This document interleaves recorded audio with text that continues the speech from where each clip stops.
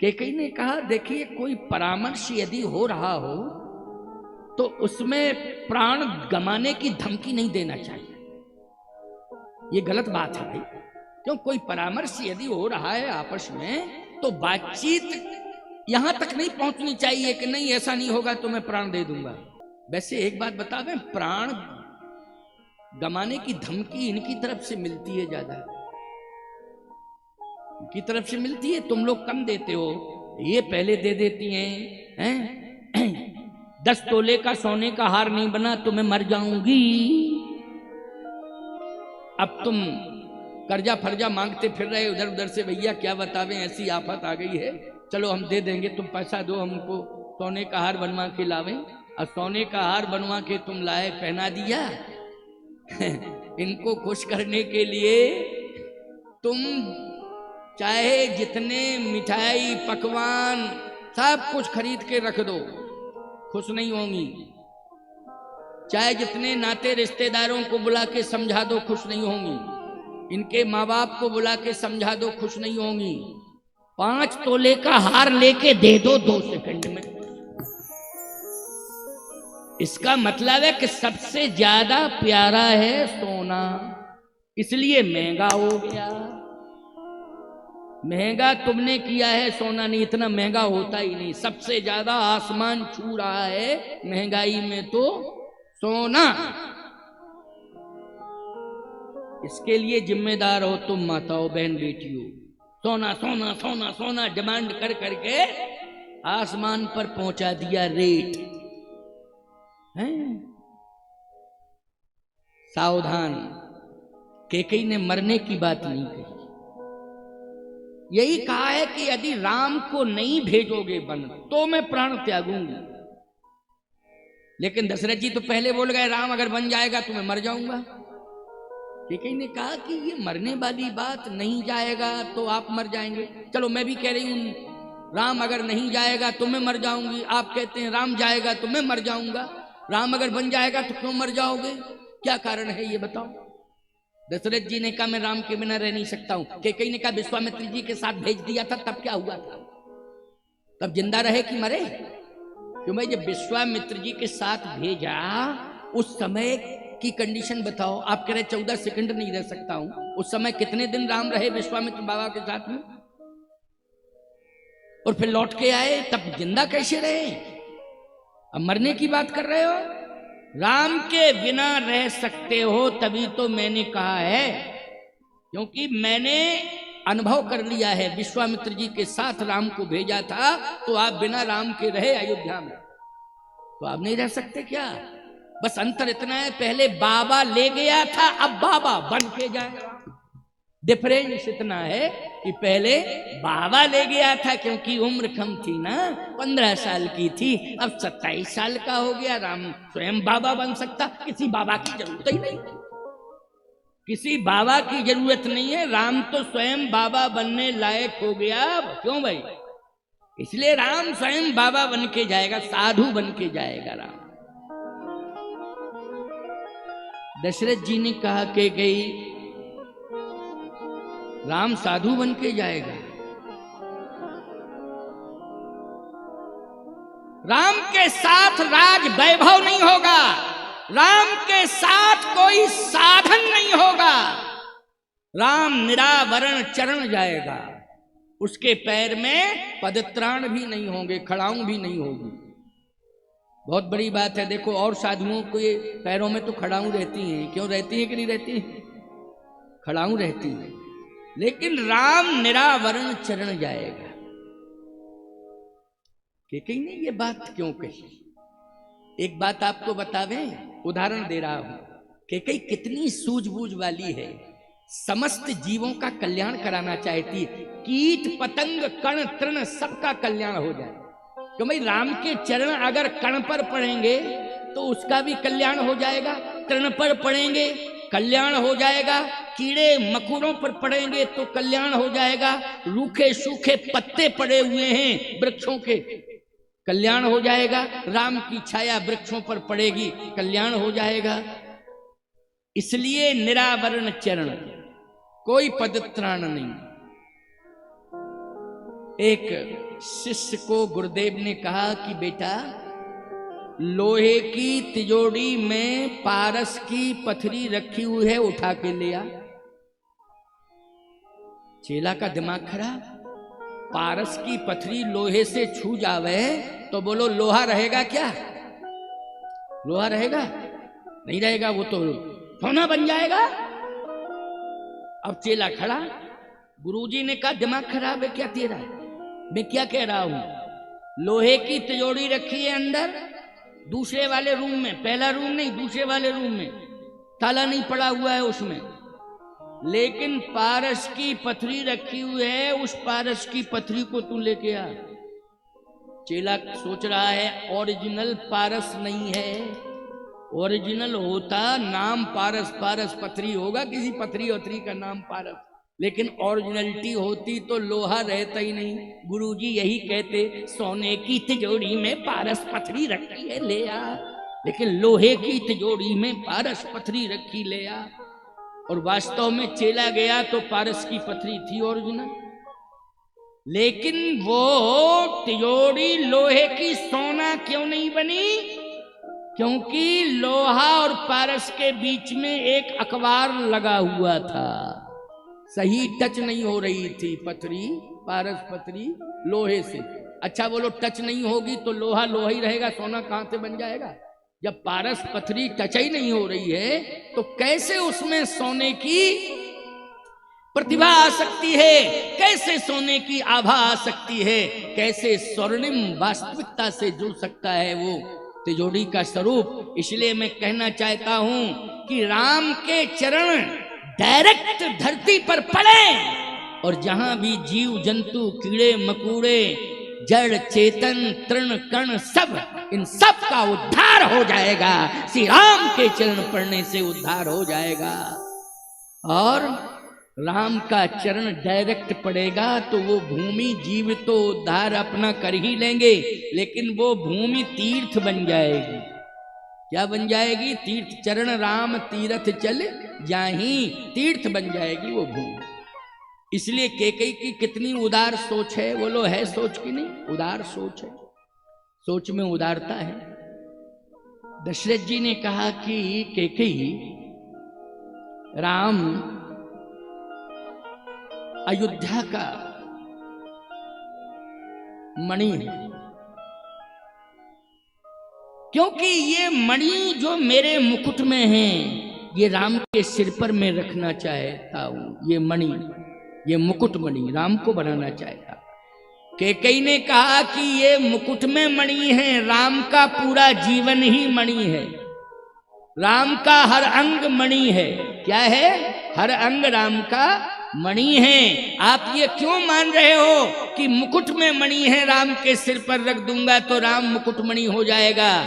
नहीं नहीं, राम का हर अंग मणि है। इसलिए मैं कहना चाहता हूं कि मणि को भवन में नहीं रहना चाहिए, मणि को तो वन में रहना चाहिए, क्योंकि मणि की शोभा वन में ही है। और भरत, बोले भरत तो दीपक है। भरत क्या है? दीपक है, दीपक, दीपक है। हाँ, इस कुल का दीपक भरत है और राम है मणि।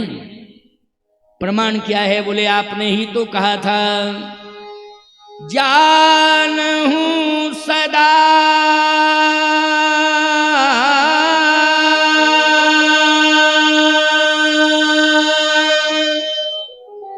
भरत कुल दीपा,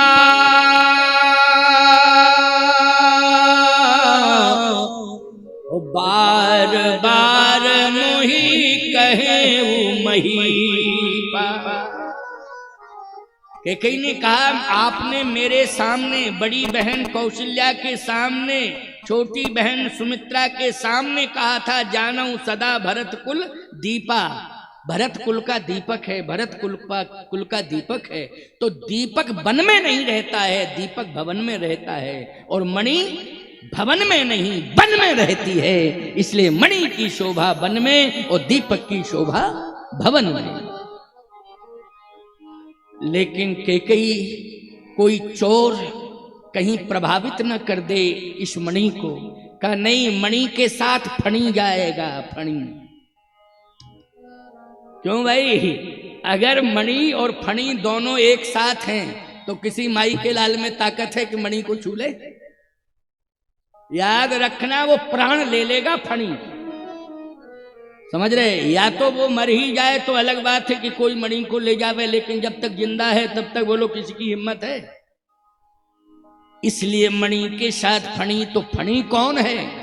अहिमानी होता है शेष, और शेष मानी सर्प, और शेषा अवतार कौन है? लक्ष्मण जी।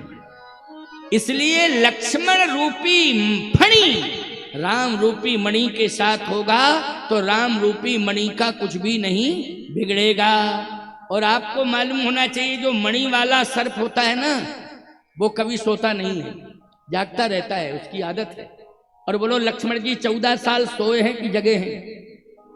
लक्ष्मण जी 14 साल जगे हैं प्यारे, सोए नहीं है।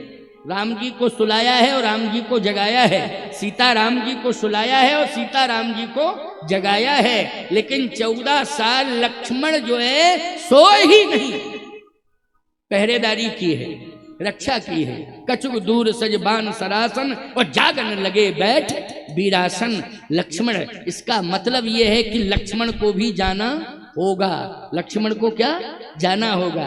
अच्छा, सीता क्या है? बोले जो राम है वही सीता है, जो सीता है वही राम है। गिरा रथ जल बीच सम कहियत भिन्न न भिन्न, बन्नो सीता राम पद जिनहि परम प्रिय खिन। इसलिए जो राम है वही सीता है, जो सीता है वही राम है। राम सीता में अंतर नहीं है, बस देखने में लगता है एक प्राण दो देह, अंतर कुछ नहीं है।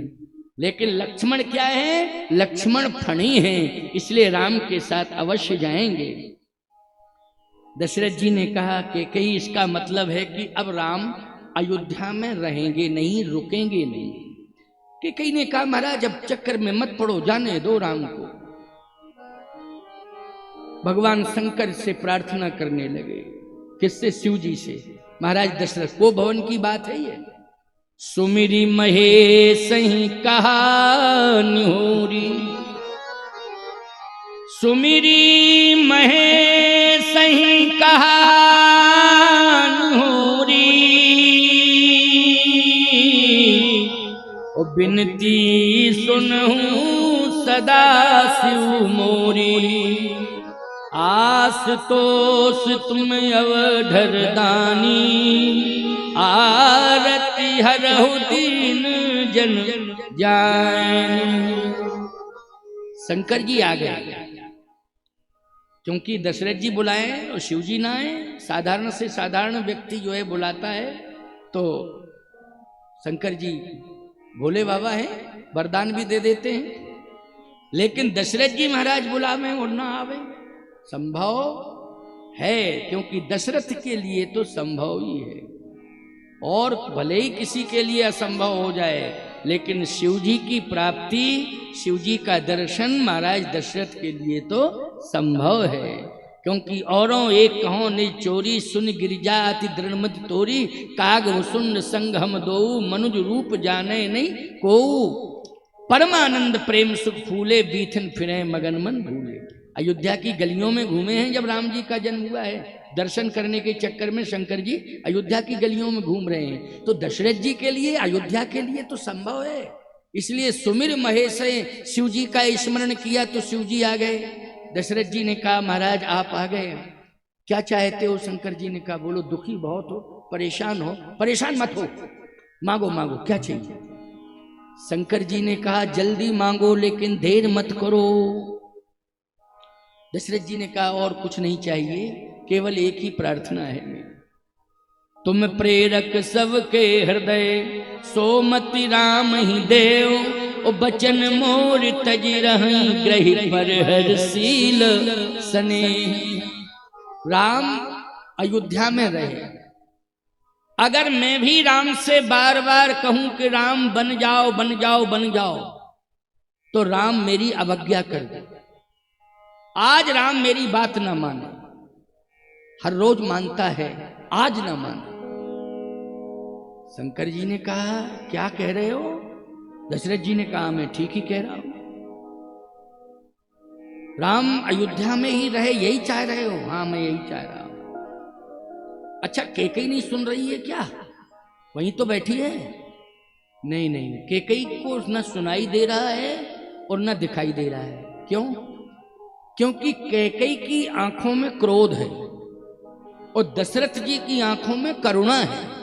तो जिसकी आंख में क्रोध होता है, परमात्मा पास होते हुए भी दिखाई नहीं देता है, और जिसकी आंखों में करुणा होती है, आंसू होते हैं, वो चाहे जितना दूर हो वो पास में आ जाता है। आ जाता है कि नहीं?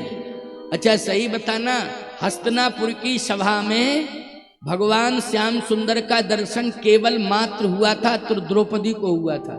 बोलो हुआ था कि नहीं? बाकी किसी को नहीं हुआ दर्शन। दर्शन किसे हुआ? द्रौपदी को मात्र, केवल। क्यों? सबसे ज्यादा आंसू द्रौपदी की आंखों में थे कि नहीं? इसलिए कन्हैया का दर्शन हो गया। तो दशरथ जी की आंखों में आंसू है, इसलिए भगवान महादेव का दर्शन हो गया। कैकेयी की आंखों में क्रोध है, न सुनाई दे रहा है न दिखाई दे रहा है। बातचीत चल रही है, कैकेयी को कुछ पता ही नहीं है क्या बात किससे हो रही है। कैकेयी समझ रही कि अभी ये केवल सोच रहे हैं मन ही मन की क्या कहूं क्या ना कहूं, क्या कहूं क्या ना कहूं, मन ही मन सोच रहे। नहीं नहीं नहीं, बातचीत हो रही थी। किससे हो रही थी? भगवान शंकर की और दशरथ जी की आपस में बातचीत हो रही थी। बातचीत में क्या हुआ? दशरथ जी ने कहा महाराज राम न जाए, ऐसी मति राम की कर दो, बस और कुछ नहीं चाहिए। भगवान शंकर ने कहा हो जाएगा, चिंता करने की आवश्यकता नहीं। अब राम जी हृदय में बैठे हैं, भोले बाबा के अंदर से धक्का दिया राम जी ने, बाबा गड़बड़ हो जाएगा सब। इतने भोले मत बनो कि हमारा पूरा प्रोग्राम ही कैंसिल कर दो। ऐसा नहीं करना है, हमारी योजना बन चुकी है, हमारा सिस्टम, हमारा प्रोग्राम सब कुछ निश्चित है। आपको पता नहीं है? देवताओं ने प्रार्थना की थी, देवताओं को सलाह किसने दी थी? हरि व्यापक सर्वत्र समाना प्रेम ते प्रगट होए में जा, आप ही ने तो कहा था। और किसके लिए कहा था? राक्षसों के संहार के लिए। और आज आप ये कहने के लिए आ गए हो कि नहीं नहीं ठीक है राम जी अयोध्या में रुकेंगे, चिंता मत करो। शंकर जी ने कहा देखो हमारे सामने कंडीशन है, वो रो रहे हैं और हम देख नहीं पा रहे हैं। हम भावुक हृदय के हैं, आपके पिता को रोता हुआ कैसे देखें? लेकिन आप ही अंदर जाके पिताजी के हृदय में अच्छा डोज दे दो, और ऐसा डोज दे दो कि इनका मन ही पलट जाए, मन पलट जाए, मन बदल जाए। क्योंकि मन को आप ही बदल सकते हो और किसी में ताकत नहीं है। बोलो मन चंचल है, ये किसी की मानता नहीं है, और ये इतना हठी है कि चाहे जितनी कोशिश करो, अगर इसे जाना होगा कहीं तो पहुंच ही जाएगा। बोलो पहुंच जाएगा कि नहीं? पहुंच जाएगा। वो तो शरीर पर अगर तुम्हारा कंट्रोल ना हो तो मन रोज लाठियां गिरवावे तुम्हारे ऊपर। हम क्या बतावे आपको? वो तो शरीर पर समझदार हो कि शरीर पर कंट्रोल कर लेते हो, मन से कह देते हो तुम चले जाओ, फिर आ जाना, हम नहीं जा रहे, हम नहीं जा रहे, तुम्हारा मन है जाने का, मन तो चला जा। कबीर बाबा से भी बोला मन चलो हमारे साथ। कबीरदास जी बोले नहीं नहीं नहीं। कबीर ने कहा नहीं। मन ने कहा तो मैं जा रहा हूं। कबीर ने कहा जाओ जहां जाना होता नहीं। मन बोला हम ऐसी जगह जा रहे हैं कि तुम कल्पना नहीं कर पाओगे। कबीर ने कहा जाओ, दिमाग खराब मत करो, हम नहीं जाएंगे, शरीर हमारा यहीं रहेगा। जैसे ही मन गया तो कबीर ने पीछे से कहा रे मन जावे तो जान दे। अरे दुनिया वालों, ऐ मन जावे तो जान दे, और दृढ़ कर राख शरीर, ओ उतरी धरी कमान है तो कैसे लागे तीर। जब हमारा शरीर यहाँ है, मन कहीं पहुंच जाए क्या बिगाड़ेगा कोई? बोलो भाई। बिगाड़ सकता है? मन किसी की हत्या करके आ जावे और शरीर नहीं गया है तो 302 का मुलजिम बन सकता है व्यक्ति? जल्दी बोलो, हैं? मन गया, मन ने अपना काम कर दिया, लेकिन शरीर तो हमारा यहाँ है, शरीर तो नहीं गया। और मन के साथ अगर शरीर को भेज दोगे अपराधी बन जाओगे, सजा मिलेगी, मिलेगी कि नहीं? इसलिए कबीरदास जी ने बहुत अच्छी बात कही। यहाँ भगवान शंकर भी कह रहे हैं, हे प्रभु आप चाहो तो ऐसा मन कर दो अपने पिताजी का अंदर पावर दे करके कि पिताजी आपको बन जाने के लिए स्वीकृति दे दें, बन भेजने की सहमति दे दें। भगवान राम ने कहा करना पड़ेगा। शंकर जी बोले वो तो करना ही पड़ेगा। भगवान राम अंदर प्रवेश कर रहे हैं दशरथ जी के को भवन में। सुन लीजिए मेरी बात। भगवान राम ने कहा ठीक, राम कीन चाहे सोई होई, करे अन्यथा अस नहीं कोई। राम जी प्रवेश कर गए दशरथ जी के मन में, और जैसे ही राम जी ने अंदर जाकर के पावर दिया, कौन सा पावर? पावर ने कहा कि स्मरण करो किस वंश के राजा हो। अंदर मन बोलने लगा, आत्मा बोलने लगी कि मैंने सत्य और धर्म का पालन किया है। अगर सत्य और धर्म का पालन किया है तो फिर सत्य ने तो वो करके दिखाया है, हरिश्चंद्र जैसे सत्यवादी ने, कि पुत्र का त्याग किया। किया कि नहीं किया? किसके लिए किया? सत्य और धर्म के लिए किया। कल मैंने सुनाया था ना, हरिश्चंद्र जी कथा सुनाई।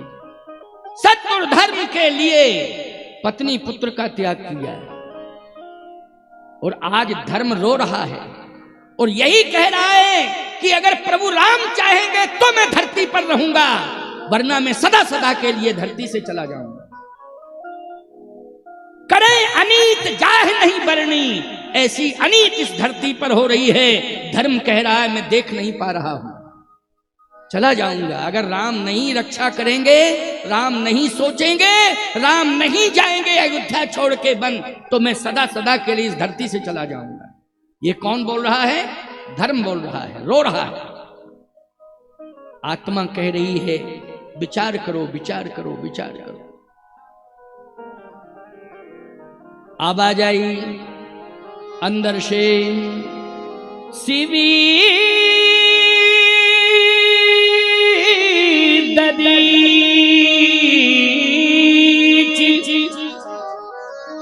हरिश्चंद्र नरेशा,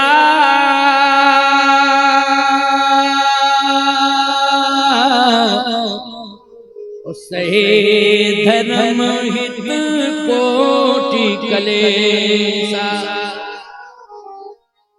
अंदर ही अंदर महाराज शिवी का दर्शन हो गया, दधीच का दर्शन हो गया, हरिश्चंद्र का दर्शन हो गया, और डोज पर डोज हृदय परिवर्तन के लिए रंत देव बलि भूप सुजाना, धर्म धरेउ सही संकट नाना, रघुकुल रीति सदा चली आई, और प्राण जहां पर वचन न जाई। भगवान शंकर ने कहा आंखें खोलो, बताओ अब क्या करना चाहिए। नेत्र खुल गए, बोलो अब क्या होना चाहिए? राम अयोध्या में रहें कि बन जाएं? बोलो। भगवान राम ने मन को बदल दिया। असमन गुने राव नहीं बोला, पीपर पात सरस मन डोला।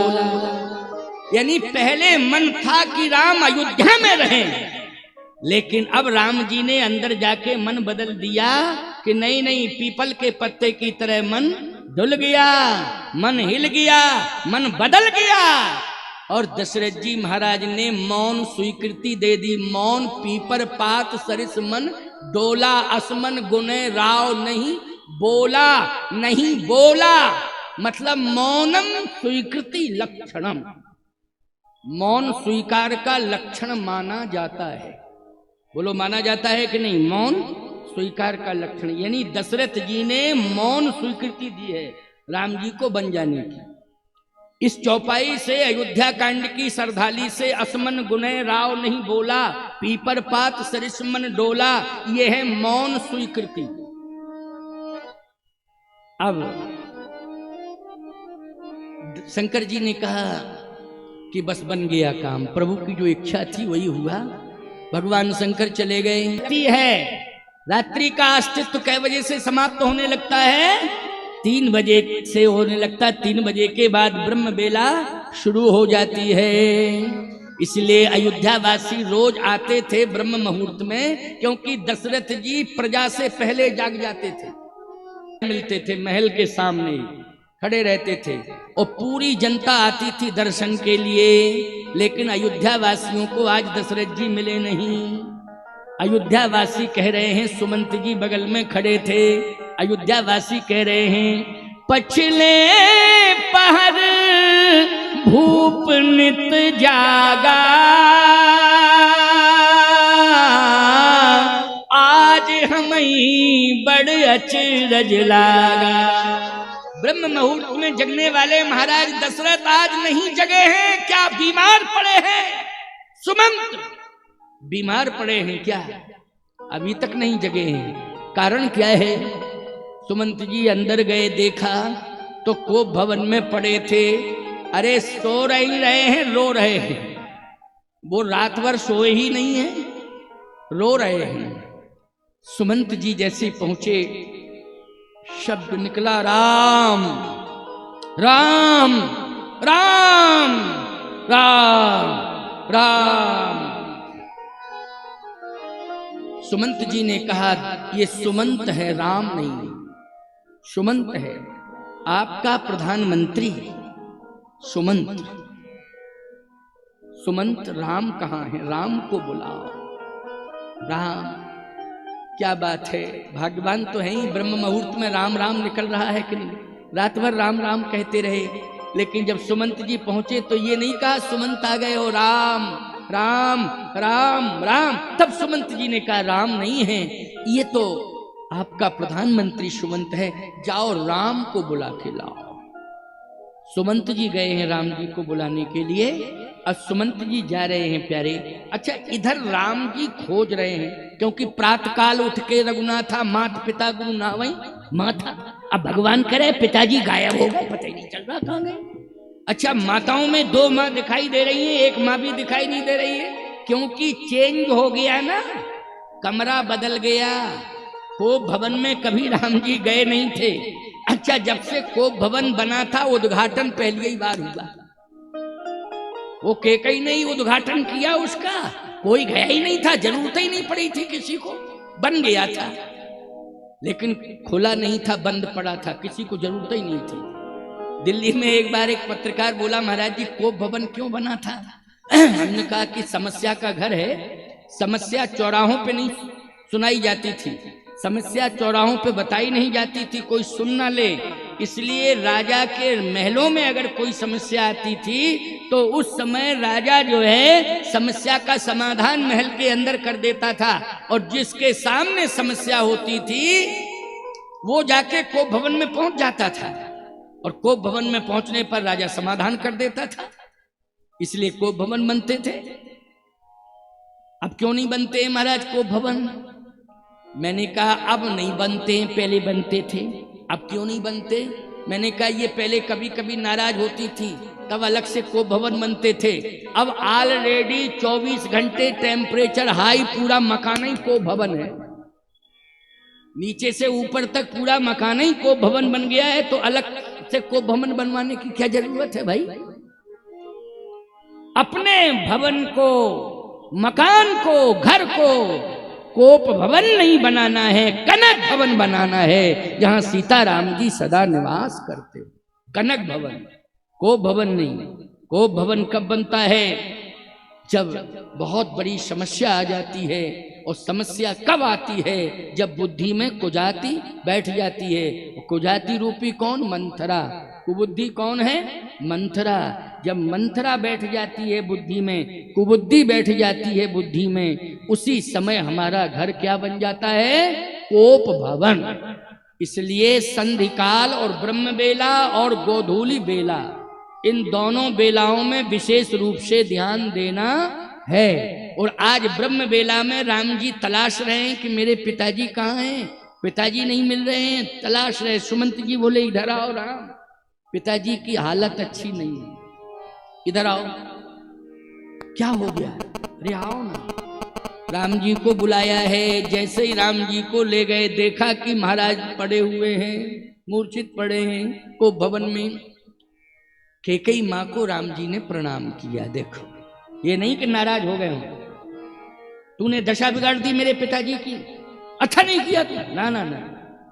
राम जी ने सबसे पहले कैकेयी माँ को प्रणाम किया,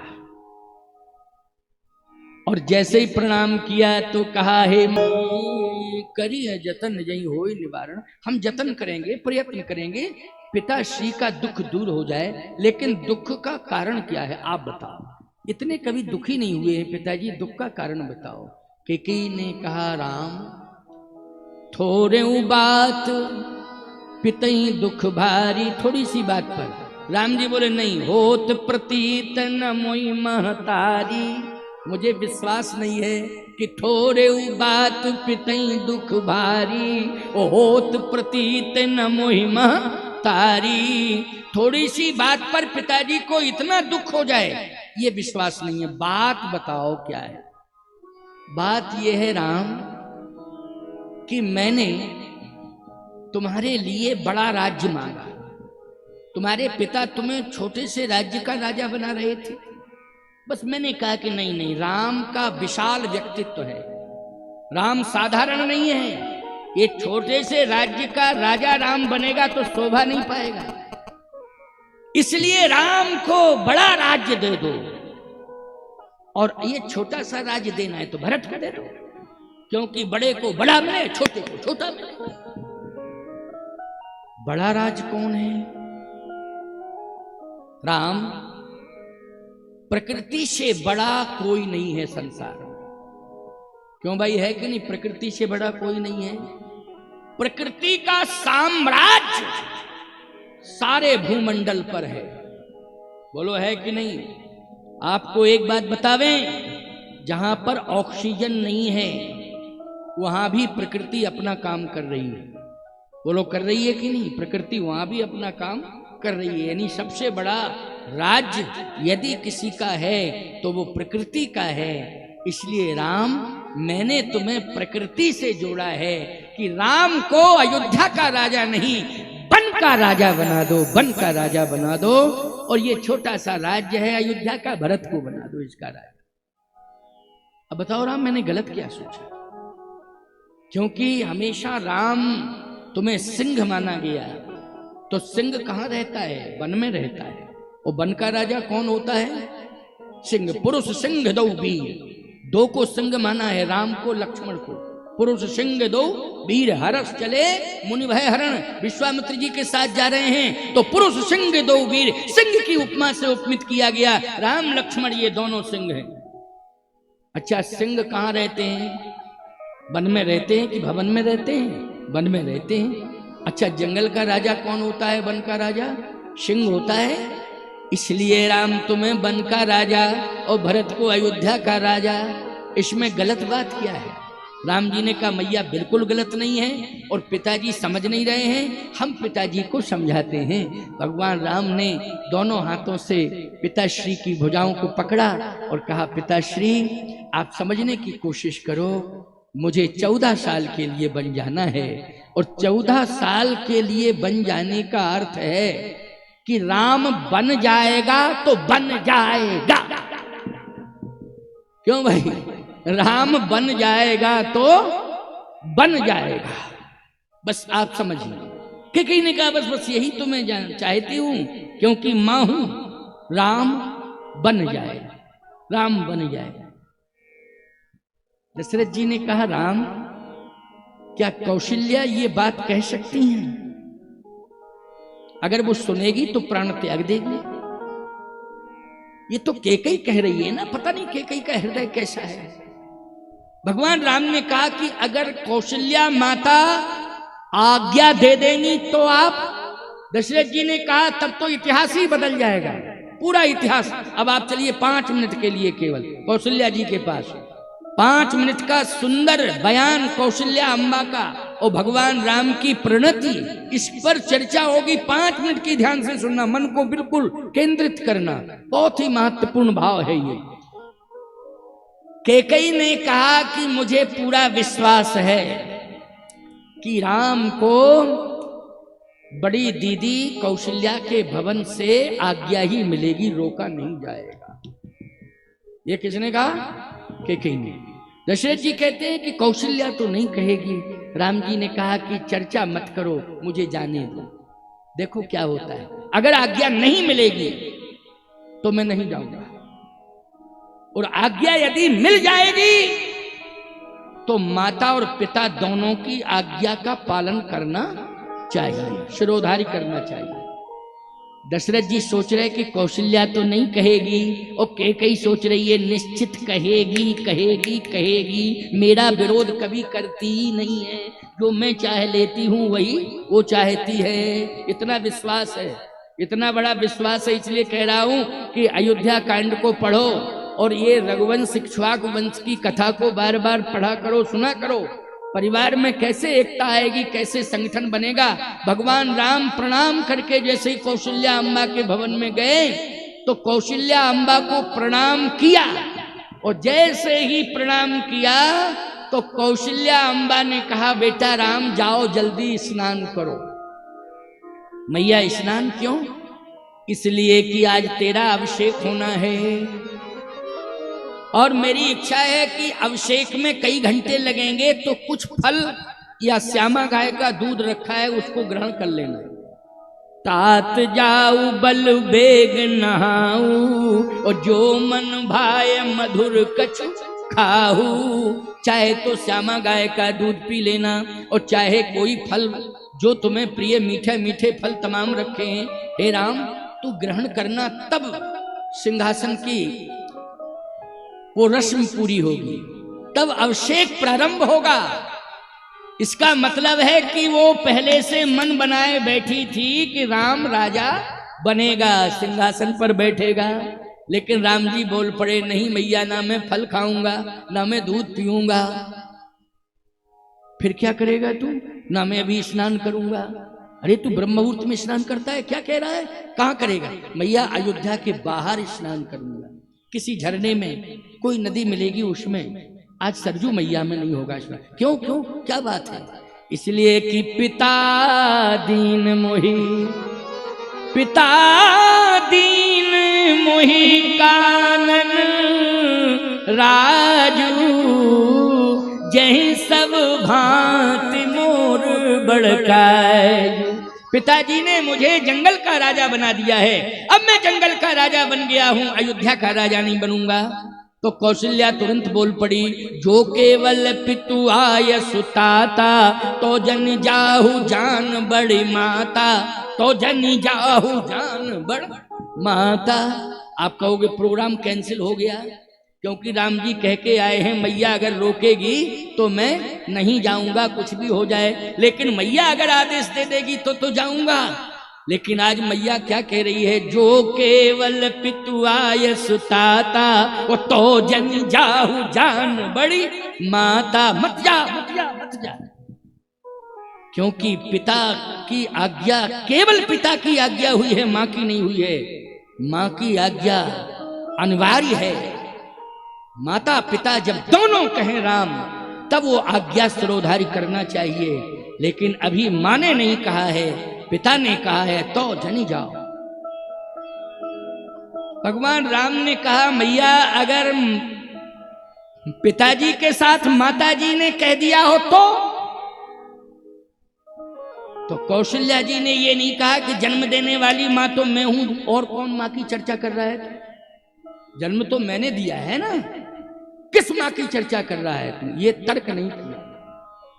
अच्छा बेटा कहां से आया है तू? मैं मैया कैकेयी और पिता श्री को प्रणाम करके आया, बस समझ गई। इसका मतलब है कि दोनों की आज्ञा हो गई, दोनों की आज्ञा हो गई। समझ गए हो कि नहीं? दशरथ जी ने भी मौन स्वीकृति दे दी कि नहीं? असमन गुने राव नहीं बोला, पीपर पात सरिष मन डोला, मौन स्वीकृति हो गई है। और केकई ने मुखर स्वीकृति दे दी है। और जैसे ही प्रभु राम ने कहा कि मैं मैया को प्रणाम करके आया हूं, पिताजी को प्रणाम करके आया हूं, मां केकई को प्रणाम करके आया हूं, पिताश्री को प्रणाम करके आया हूं, आज्ञा लेके आया हूं, कौशल्या मां ने अपना बयान बदल दिया, अपने शब्द वापस ले दिए। राम अब मेरे हृदय से लग जा, तू दूर खड़ा है, इधर आ। अपने पास बुलाया, आंखों से आंसू गिर रहे, हृदय से लगा लिया राम। दूसरा हाथ, दाहिना हाथ मस्तक पर रख दिया, बाएं हाथ से राम को पकड़ लिया, हृदय से लगाया। मुद्रा ये है कि बाएं हाथ से राम को पकड़ के हृदय से लगाया है और दाहिना बरद हस्त राम के मस्तक पर रख दिया और कहा, बेटा अगर माता पिता दोनों ने बन जाने की आज्ञा दी है तो मेरा आशीर्वाद है कि जहां भी वन में तुम रहोगे वह वन 100 अयोध्या के समान तुम्हें सुख प्रदान करेगा। ये मेरा आशीर्वाद है। 100 गुना सुख प्रदान करेगा, 100 गुना सुख प्रदान करेगा। और 100 अयोध्या के समान। ये तो एक अयोध्या है, जहां वन में रहोगे वहां 100 अयोध्या का फल तुम्हें मिलेगा, 100 अयोध्या का सुख मिलेगा, 100 अयोध्या की समृद्धि मिलेगी। राम जहां भी तुम वन में रहोगे और जहां जहां जाओगे वहीं वहीं अयोध्या का निर्माण हो जाएगा, वहीं वहीं अयोध्या का निर्माण। अवध तहीं जहां राम निवासु, जहां तुम रहोगे वहीं अयोध्या होगी। जाओ, मेरा आशीर्वाद है। बोलो भाई, विरोध किया है कैकेयी का कि समर्थन किया है कौशल्या जी ने? जल्दी बोलो, हो गया समर्थन कि नहीं? जो पितु मात कहे बन जाना, तो कानन सत अवध समाना। जाओ बेटा, मेरा आशीर्वाद है। आशीर्वाद दे करके राम को